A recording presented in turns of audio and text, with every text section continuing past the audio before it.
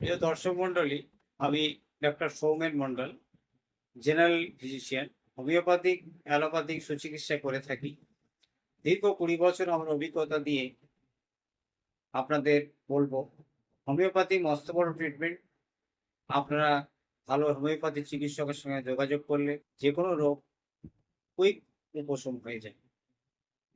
যেমন আমার ভিডিও অনেক ছাড়া আছে, আপনারা দেখেছেন বা দেখছেন। অনেক রোগ সম্পর্কে আমি দিয়েছি, লক্ষণ অনুসারে ওষুধও বলে দিয়েছি, সেগুলো আপনারা দেখছেন বা জানছেন, ভালো ফলও পাচ্ছেন।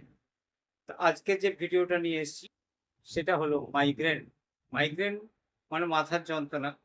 এটা মাইগ্রেন হয় অতিরিক্ত, মহিলা পুরুষ সকলের ক্ষেত্রেই মাইগ্রেন হয়ে থাকে। দেখবেন এই মাইগ্রেন অত্যধিক কষ্টদায়ক যন্ত্রণা।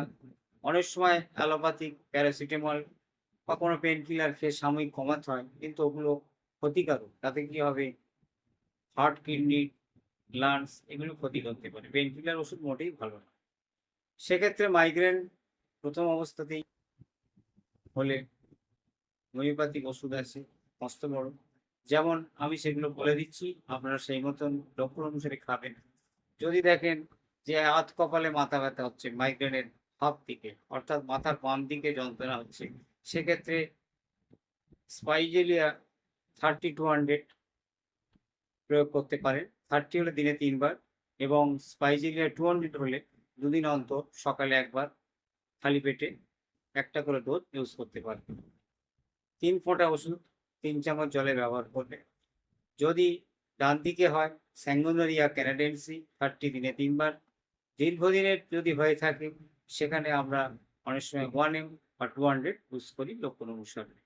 1 m হলে 15 দিন ছাড়া, 200 হলে 2 দিন ছাড়া, প্রতি সপ্তাহে একটা করে ডোজ, এটা লক্ষণ অনুসারে দেওয়া হয়।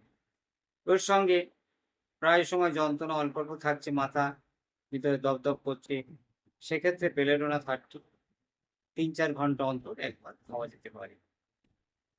এছাড়াও আপনার যদি দেখা যায় যে বমি ভাব থাকে, তার সঙ্গে ইপিকার 30 আমরা দিনে 2 বার করে খেতে দিই। এইভাবে আপনারা হোমিওপ্যাথিক ওষুধ যেগুলো বলে দিলাম লক্ষণ অনুসারে প্রয়োগ করুন, আশা করি ভালো ফল পাবেন। অ্যালোপ্যাথিকে আছে পেন কিলার, অনেক কিছুই আছে, প্যারাসিটামল বলুন বা আপনার জিরোডল পি, নানা রকমের ওষুধ আছে, সেগুলো সাময়িক কমাবে।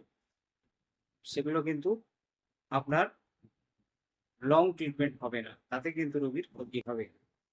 আমি যে হোমিওপ্যাথিক ওষুধগুলো বলে দিলাম আপনারা প্রয়োগ করুন, আশা করি ভালো ফল পাবেন। ঠান্ডা লাগাবেন না, তোলা জলে চান করবেন, বিশ্রাম নেবে, মাথায় কোনো বোঝা ফোঝা বইবেন না। এবং সেক্ষেত্রে মাইগ্রেন ট্রিটমেন্ট করতে করতে কোনো ভালো চোখের ডাক্তারের সঙ্গে পরামর্শ করে নিন। আমার ডেসক্রিপশনে লিঙ্ক দেওয়া আছে, আপনারা সেই মতো আমার সঙ্গে যোগাযোগ করতে পারেন। কোনো মাইগ্রেন রোগী হলে আমি ভালো নিখুঁত চিকিৎসা করে দেবো, আশা করি ভালো ফল পাবেন। তাই বন্ধুরা, আজকের আর নয়, এখানেই শেষ। ধন্যবাদ।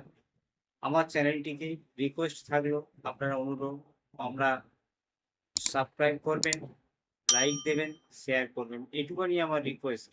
আমি পরবর্তী ভিডিও আবার আপনাদের সামনে বিভিন্ন রোগ সম্পর্কে তুলে ধরবো। ধন্যবাদ।